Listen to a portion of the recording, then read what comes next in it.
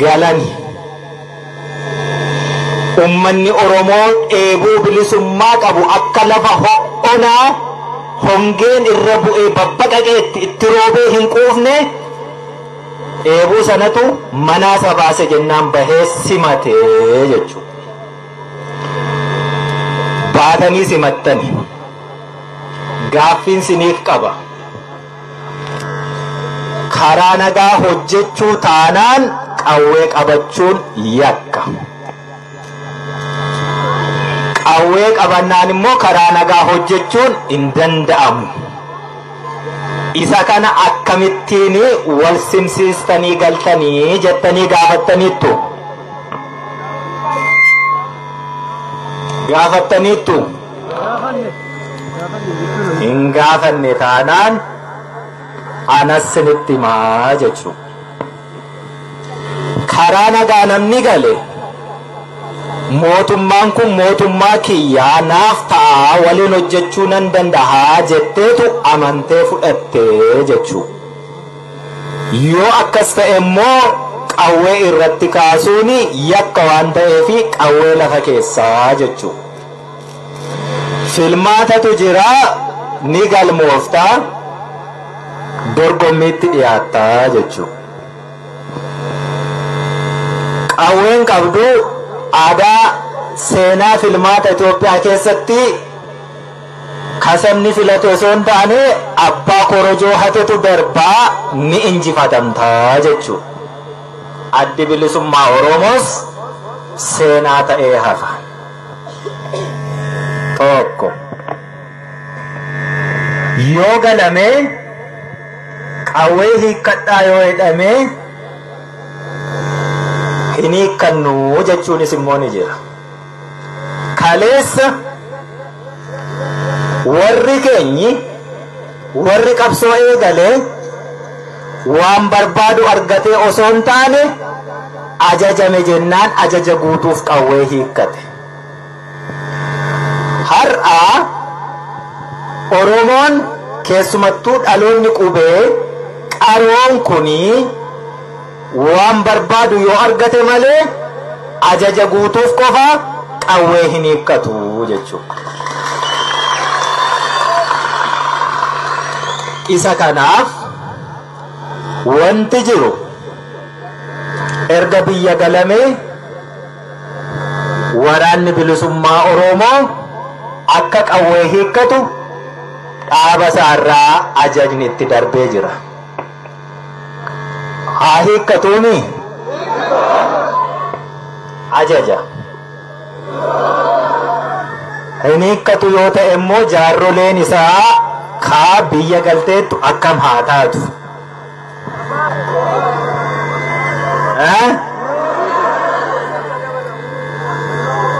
Asirratti burjaaja'insa dhalatu oolchuuf jechanii siyyaamee jechuudha.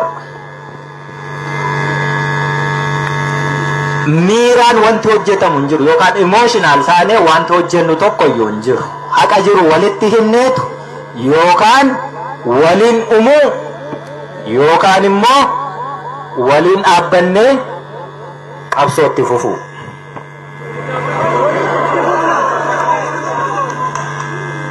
Yoo hin hiikkannu jenne na hubadhaa.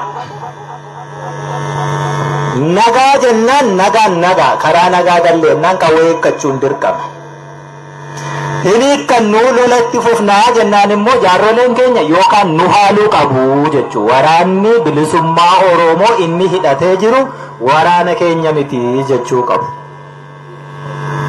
Yoo kun dhufe ummanni Oromoo jaarrolee keenya dhaggeeffate nuti shiftaa taaneetu daggala jiraannaa jechuudha. Jechuu mitiire akkas jechuu yookaan jaarroleen sun hiikkadhaa waan jedhan fudhattanii isaan waliin qabsoo karaa nagaa itti fufu yookaan haala kamuu keessatti waraanni bilisummaa Oromoo ajaja sana cabsee lolatti fufataanaan na waliin lolii jechuudha.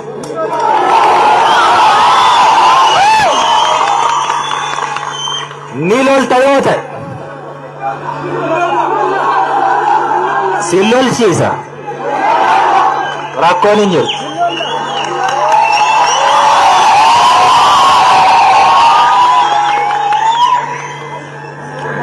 Yoosin hiikkadhaa bilisoomneerra hin feenu jettani ani immoo gafarsa leenca jaldeessa karkarroo booyyee bosonuu kuruphee weenni daggala jiruun bilisa baasaa jechuudha. Siniin galle isin bilisa ba'uun barbaannu yoo jettaniyyuu qawwee kiyyanii hiikkadhu leencaaf qeerransa kiyyan bilisa baasa. Mukti Oromootu bilisoomuu qaba. Wareegama kafalaa ture. Gudeelcha meeqa qirrinneetiniini diina danqaa ture. Isan bilisoomsa yoo ati bilisummaan feetu ta'e. Nu qawween hiikkan. Namni nutti niine. Dhiigaaf lafeetiin hiikkanne. Eeyyee. Namni nutti dhen jiru, namni nurraa hiiku hin jiru. Kun ejjennaa waraana bilisummaa Oromoo zoonii hundarra jiruuti. As qofaa miti jechuudha. Nuti waan barbaannu qabna. Waan manaa baaneefii qabna. Qawwee kan nutti dhe Oromoo ilmaan isaa hagabsee kiisii isaa qullaa godhee gumbii isaa onsee deegee dafqa illee keessaa xuruursee qawweenan keessan.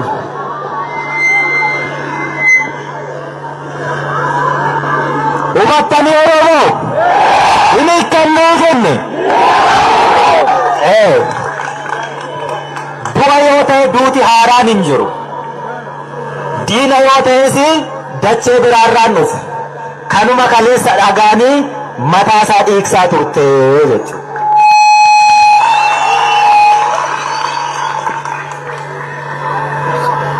Kanaafuu gataa taa gadi. Kanaafuu yeroo naasaa kiyya jalqabe komiin sinirraa qabadeera quba qabduumi. Xiqqoo waa sinii ibsuun barbaadeetiniini haasaa biraatti goree sarara yookaan kallattii haasaa kiyyaa hin daganne. Komiin an sinirraa qabu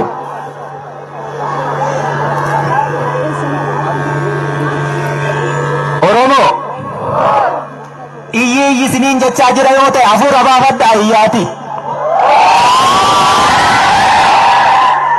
Amma immoo callisa akkas wal dhageenya jechuun isa kana. Wal dhaga'uu ishii wal dirqii osoo hin taane wal dhaga'uu ishee gaafa cinqii. Komiin sinirraa qabaami. Na dhaga'e ka komiin kiyya maali? Furmaata kaa'annee deemna waan ta'eef. Namni sa'a qabu tokko sa'a isaa eechisuu yoo danda'a ta'e kalootti haamee dhoqqee isaa jalaa haruu danda'a yoo ta'e bineensa irraa eeguu danda'a yoo ta'e dallaa itti ijaaree saan isaa kuni waliin dhama'ee waliin rakkatee yoo ari'ee rimaa qabate rimaan sunis yeroo isaa dheegee jabbii yoo dhalatte aannan ilmeensii kennaa yoo jedhanii itti laattaa. Waa hunda guuttattee taami aannan ilmuun si rakkisaa simtu akkas ta'e akkam baatan beektu ni loltani ni wareegamtani bakka yaaddanitti dhiyaattan bu'aa qabsoo firii wareegama keessanii waraabessi akkasinii tiksu itti kennattanii jechuudha. Kana komiin sinirraa qabu. Moo abbootii keenya sammuu keessatti biqilee daraaree hafe Oromoon barcuma siyaasaa qabatee taa'uu hin danda'u jedhantu unuttis darbe. Eebba tokko beektuu miti. Jaarroleen keenya akkatti eebbisan yaa nagaan nu bulchite nagaan nu bulchi. Mangistii algaa gubbaa bulchi. Nummoo algaa jala nu bulchi. Akkas hin taaneere loltan injifattan barcuma siyaasaa isa algaa jedhan qabachuu sodaattan ittiin rooftan. Abbaan barbaade harka keessanii ibidda qabate bakka barbaadu ga'e. Ati ammayyuu asuma dhoqqee dhiisaa jirtaa jette. Anso beeree kan? Kana reeko miinkiya. Namatti laattallee jirru. Isa kaleessa nu dhiigse. Isa kaleessa nu deesse. Isa kaleessa nu hidhe. Isa kaleessa nu ajjeese. Hin ittisneefi. Hin sirbineefi. Akka waaqaatti hin faarfanne. Bilisa na baaseera hin jenne. Ergasii duuti dhaabbateera. Gaafa mootummaa Tigireeti wayyaanee jettee dhagaatti darbattu ilmi dhiiraa si biraa wareegame haati dhiiraa reeffa isaarra teesse. Gaafa ati nama kiyyaa na bilisoomseera jettee dhiichistuu fi ilma dhiiraa qofaa miti haati dhiiraa ulfi ni ajjeefamte osoo ciniinsifattu. Waan barbaadde argattee taare. Kanaafiyyuu kashlabbootatu daandiirraa dhagaa darbataa jira warri siin jedhe dhuguma siin jedhe. Hojiin kee dhagaama darbachuu malee bu'aa injifannoo kee firii qabsoo kee tikfachuu nyaachuu hin dandeessu yoo ta'e akkuma siin jedhan kashlabbee taateettaa jechuudha. Komiin kiyya kana. Akkaaf nu arrabsaniimi isinumti warrin sinitti hime sila qeerroon 2004 waggaa 14 har'aa seenaa inni ittiin eegale kan namni tokko iyyuu ittiin hin aadanne hin himanne sana amma dhufee abbaa meeqa itti ta'e jennaan isinuma keessa amma qeerroon kun bakka 3-4tti caddanii hin jirtanii miti kun kashlabbee naman jechisiisuure. Kanatti sarara tokkotti deeffachuu fi kallattii walii kennu waan barbaannu walii himne hanga waan barbaannu argannutti wal harcaasnee caccabnee karaarra dhaabbannee dhiichisaa hin oollu wareegama keenya isa dhugaa itti fufnee waan barbaannu dhugaa haa argannu siniin jechuuf hin siyyaamee jiru.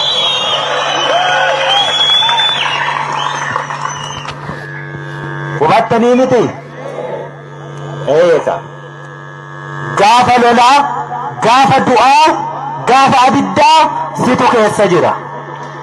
Gaafa bal'inaa, gaafa tolaa, gaafa qananii seetiin balbala irratti si ittisanii.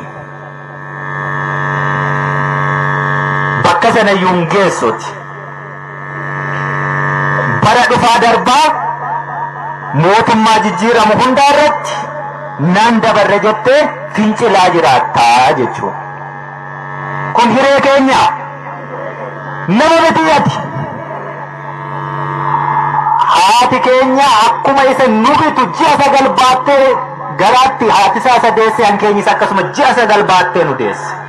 Nu hundiyyuu immoo uumaa rabbiiti. Bilisa taaneetu dhalanne. Bilisa taanee jiraachuuf falmanne. Kanaaf bilisa taanee jiraachuu qabnaa jechuudha. Waan nu malitu jira. Waan nu mali sanarraati hanga xurii qeensaayyuu yoo taate sharafamte jennaan hin fudhannu jechuudha. Saani sinittini hankeenya dhoqqeesaa jalaa haruu dandeenyeerra. Bineensarraa eeguu dandeenyeerra. Nyaachifachuu dandeenyeerra. Elmachuus qabnaa jechuudha. Okolee guutuun hankeetiini. Fal'aan ammaaf si safaranii tole jettare. Okolee sanarraa fal'aanaan si safaruu miti fal'aanni tokkoyyuu hir'atte jennaan hin fudhatiin jechuudha. Hankeeti okolee guutuun sun yoommoo jaallattee ta'e immoo Oromooni ni qaba irraa fi abbaa beekuu kenna okoleessaa fuudhiitii dhangalaasii fi fedhii keetii jechuu sun. Ankanaachi kan kee irratti namni abbaa ta'ee safaree siin kennu nu kataane amma kana jechuu. Yeroo hundaan sinitti hima. Buna beektu miti kam wallaaltu ni qottaa keessa gangalataa ooltati.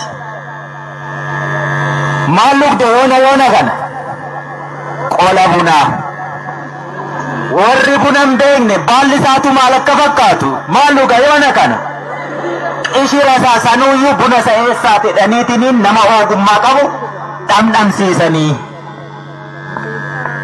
Kanaaf nuti rabbitu akkasittiin dhama'ii buli malee waan dhamaate firii dhamaatii kee nyaadhuu bulii nuun hin jedheetiniin nuun eebbisne abaarsa qabnaa nu. Abaarsa hin qabne nutu akkas of godhee jechuu. Bakka adda addaatti wal caccabsitanii wal qooddanii qeerroo haaromsaa, qeerroo bilisummaa, qeerroo maaliyyoo abboo qeerroon tokkitti qeerroo bilisummaa Oromoo qofaa beekna nu.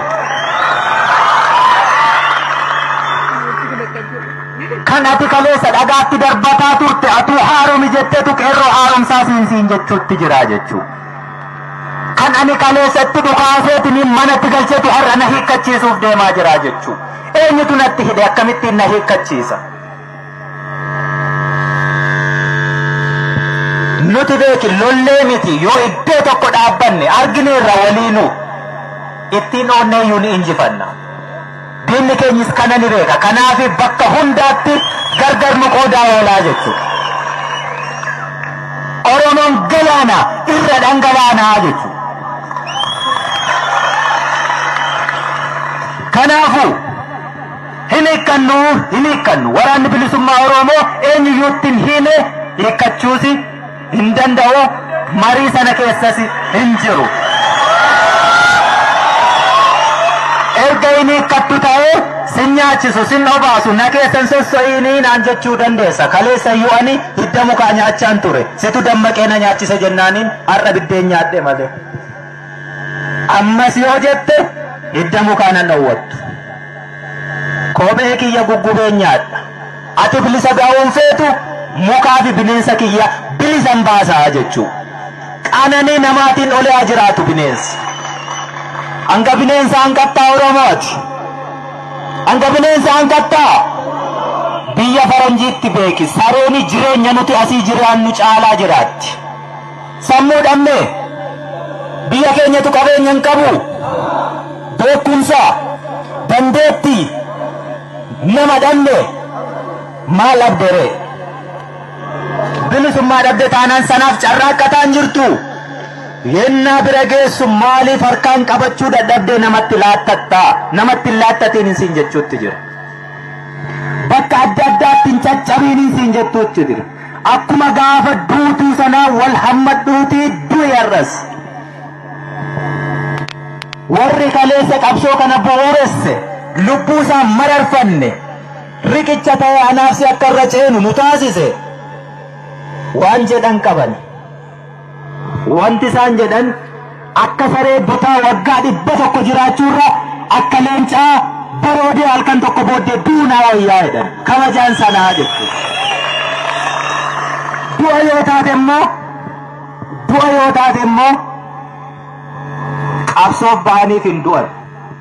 Qabsoorraa oolaniifis du'an oolan. Namni gaafa du'a. Ibidda meeqa keessa darbee gororri fe'ee isa ajjeesa.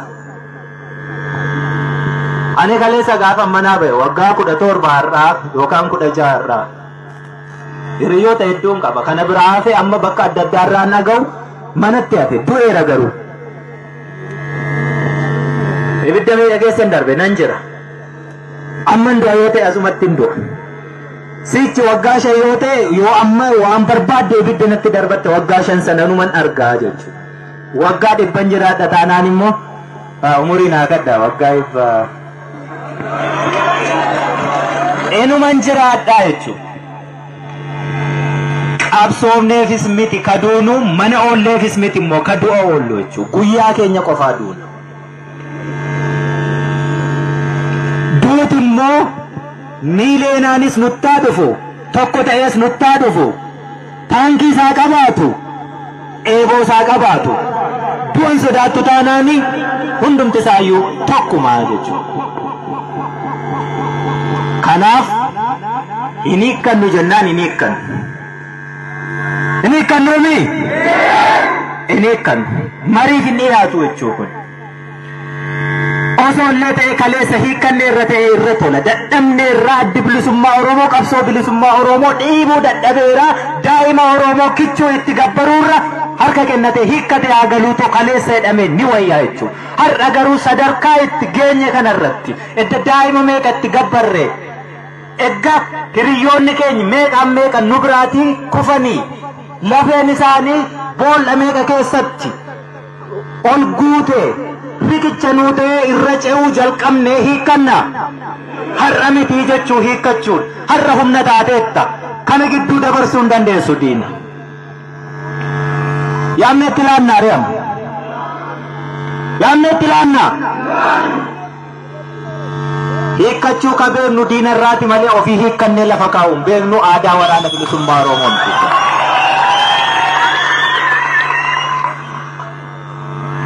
Galaanaa irra dhangalaanaami bakka jirtutti hin dabarsiinii jechuudha.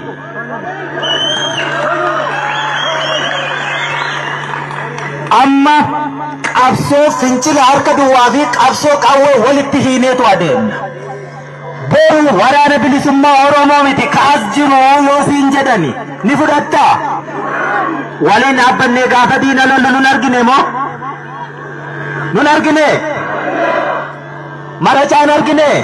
Gaara keelloon beektu? Mukkii Fanfilloon beektu? Ashiin beektu? Gaara Abbaa Seenaan beektu?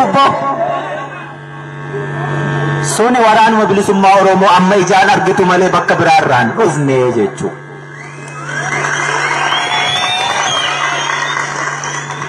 Inni kun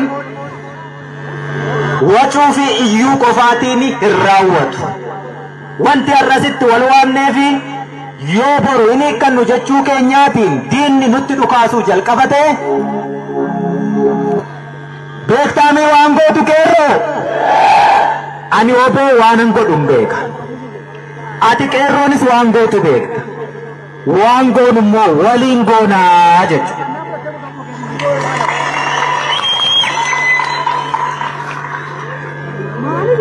Waan goonu immoo yeroo waliin goonu wanti walitti himnu komiinsin irraa qaba jedhee sana hin fixanne tokko si yaamee tokko si teessisee ati bahii du'i ati mana oolii ati akkas ta'ii guyyaa irraa akkas hin ta'ini guyyaa biroo akkas ta'ii sana fudhattu. Burjaaja'uu akkasii nama lubbuu keetiin taphatu ni fudhatta. Hin fudhattu miti. Namni tokko ati wareegamuu kee reeffa kee fuudhee miidiyaa irratti maxxansuutiin si hoogganuu hin danda'u. Hooggansa akkasiis hin jirtu jechuudha.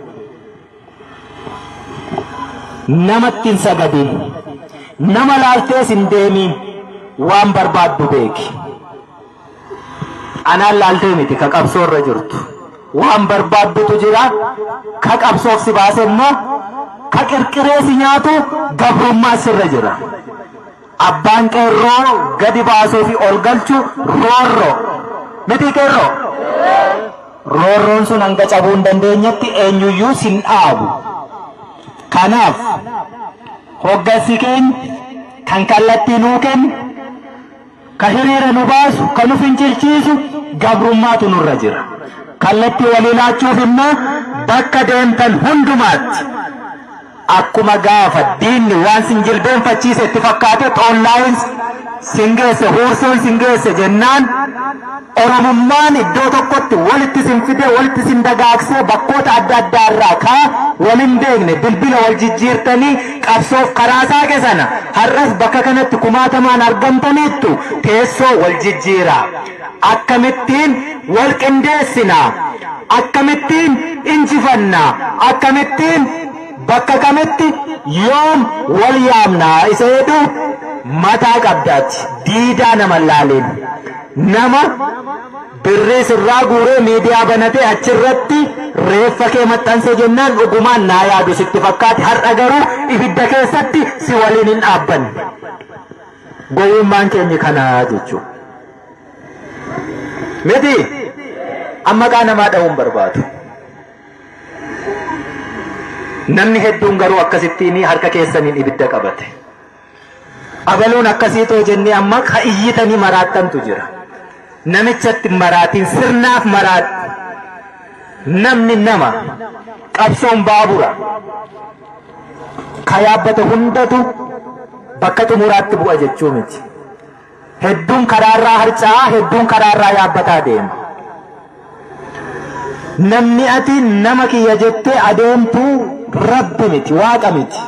Bakka tokko gahee nama ni jijjiirama. Gaafas immoo qabsoo jibbitamoo akkam goota. Nama laaltaniin deeminaan hin jedhu kanaaf jechuudha. Hubattanii hooggansi fagoo diida jiraachuu yookaan biyya alaa jiraachuutiin miti. Ibidda keessa dhaabatee nama ibidda keessa dhaabbatu lolee lolchiisu hooggansa jechuudha. Yeroo ibidda harkaan qabatan waliin qabachuu. Yeroo gaddaa waliin gaddu, yeroo gammadaa waliin gammadu, yeroo beelaa waliin beela'u, yeroo dheebotaa waliin dheebotu. Rasaasa diinaa dhuftu jalqaba waliin qolachuu. Hooggansi si faana jiru sun du'a si oolchuu hin danda'u, garuu immoo du'a si agarsiisuu danda'a. Sinii galaa bifa kanaan qabsoon keenya miilan akka ta'uu qabu. Fageenya irraa miti. Muuxannoo horanneerra. Muuxannoo itti du'ani jechuudha. Akkaataa itti du'an, akkaataa itti mololanii ajjeesan injifatanis baranneerra. Fagoorraa waa eegdu. Fagoorraa waa eegdu.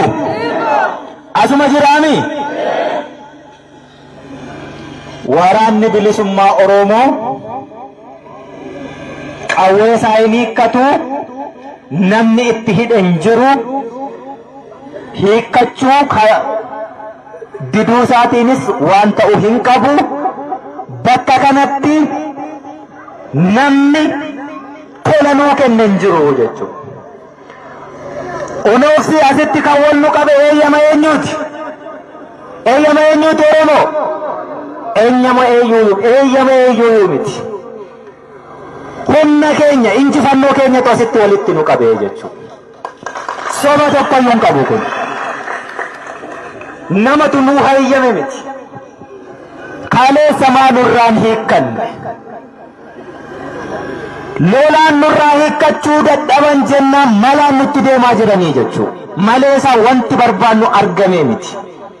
Sinii galee nu lolaa turaniini dadhabanii miti. Malaan nurraa hiikkachuufi jechuudha. Laannuuree lama nan suufan jette jaartiin qullubbii, garuu Oromoon kumaa ol suufamteetta. Lama qofaa jetta. Kumaa ol. Kuma tokkoo fi tokko hin suufamnee jechuudha.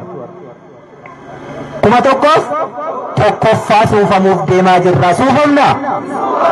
Hin suufamu. Hidhamneerra miti. Mana hidhaarraa nu yaasan. Baga baatanii jedhe namni.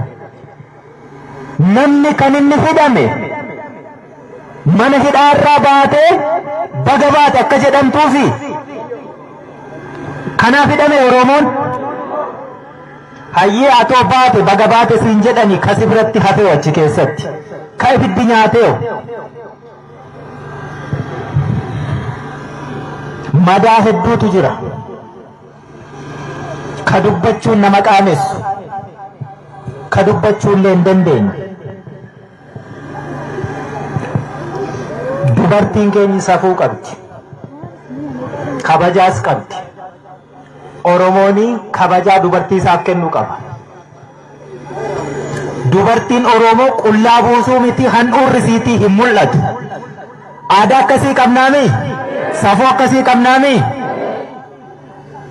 Sammuu keenya toorchi godhanii nu badeessanii madaan keenya nu dhukkubuu didee kaayyoo irraa nu jilbiinfachiisuu didee dubartii keenya qullaa dhaabanii jechuudha. madaan qubaa abbaa gubaa warruma irra ga'eetu beeka. Uleen aanamuu haada elektirikaan guggubamuu dandahamiitu qullaa dhaabbachuu dadhaban dubartoonni keenya. Safuu keenya cabee jechuu diinni keenyi kanaan torchi nu godhe. Mana hidhaa irraatii foon isaanii gadi bahuu miti kan nuti ilaaluu qabnu. Waan keessa ture abbaa keessa turetu beekaa jechuudha. Hin himatani dubbachuu hin danda'an. Madaa qabu madichi hin fayyu. Yoo fayyes gonaaddisaatu irra jira hin irraanfatani. Ani har'a hiikkadhee galuuf isaan hamma kana ta'uun hin feesisu ture jechuudha. Kaleessayyuu hiikkachuun ni danda'ama. Waraanni bilisummaa Oromoo qawwee waggaa 20 fi baatee deemaa ture sana hiikkachuuf intalti Oromoo tokko akkasitti qaana'uun irra hin turre jechuudha. Waraanni bilisummaa Oromoo har'a otoo waan argatiini qawwee hiikkatee galuuf haati dhiiraa reeffa ilma ishee irra taa'uu hin malle turte jechuudha. Waraanni bilisummaa Oromoo har'a osoo waa tokko illee hin argatiin qawwee hiikkatee galuuf dubartiin ulfaa Oromoo osoo ciniinsifattu ciniinsuutiin irbaata rasaasaa ta'uu hin malle turte jechuudha. Hiikkachuu taanaan kaleessumaayyuu eegallee daa'ima kichuu itti gabbaruun nurra hin turre jechuudha. Maatii ilmaan isaanii nu biraa wareegametu jira. Isaantu waa nu gaafataa deebbiin qabuufi jechuudha. Kanaaf hin hiikkadhu. Wanti hin hiikkannee fi hiika qaba. Abjuu nama ajjeesuu fi suusii nama ajjeesuu qabaannee miti. Jireenya qananii namni hin barbaanne hin jiru. Namni akkanatti daggala keessatti hafuu barbaadu hin jiru. Maatii qabna, waatii qabna, jiraachuu ni dandeenya. Nama nu eegu qabna nutis.